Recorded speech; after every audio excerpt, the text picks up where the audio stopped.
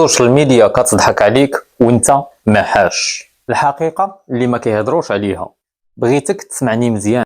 واش عمرك حسيتي براسك عيان بلا سبب، او ناقص ثقه، او ضيعتي وقت وندمتي عليه؟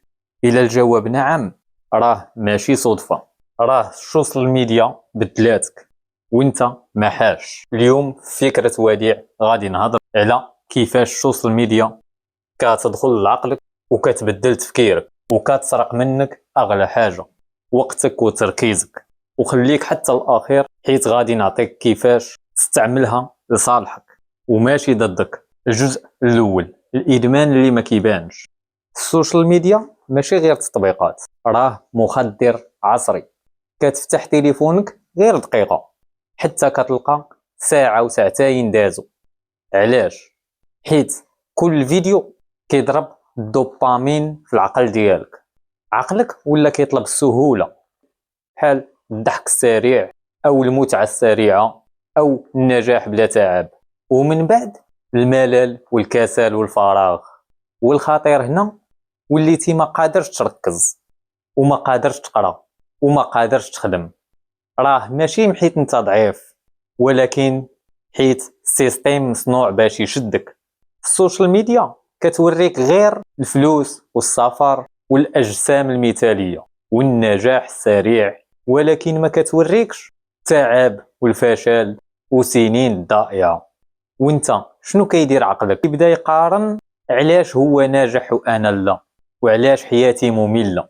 وهنا كتوقع الكارثه، كتولي قليل الثقه والحقد والاحباط، وانت ما عارفش باللي راه كتقارن حياتك الحقيقيه بالتمثيل الرقمي. خليني نكون صريح معك، الا كتقضي 3 ساعات في النهار في السوشيال ميديا فراه كتضيع 90 ساعه في الشهر واكثر من 1000 ساعه في العام. واش عارف شنو تقدر دير ب1000 ساعه؟ تقدر تتعلم مهارات وتبدل حياتك وتخرج من الفقر. ولكن للاسف كتضيع وقتك في السوشيال ميديا وهذا الشيء ما عنده حتى شي معنى. السوشيال ميديا كتخليك تحلم بلا فعل، وكتشوف الناس الناجحين وكتقول نهار من الايام غادي نكون بحالهم. ولكن نهار من الايام ما كيجيش، كيجي غير اليوم. التحفيز الكاذب كيدوخك وكيخليك تحس براسك داير شي حاجه وانت الصراحه غير كتفرج. الفرق بين الناجح والفاشل، الناجح كيشوف اقل وكيخدم اكثر.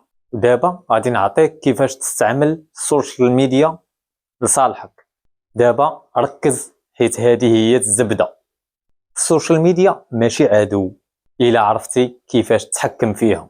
خصك تتبع الناس اللي كيعلموك، وحبس المتابعه للتفاهه، وحدد الوقت الاستعمال. استعملها للتعليم ماشي للهروب. خليها تخدم عليك وماشي تخدم عليها. راه الفرق بسيط، ولكن النتيجه كتبدل الحياه. ولكن تقدر تحيد السيطره ديالها عليك.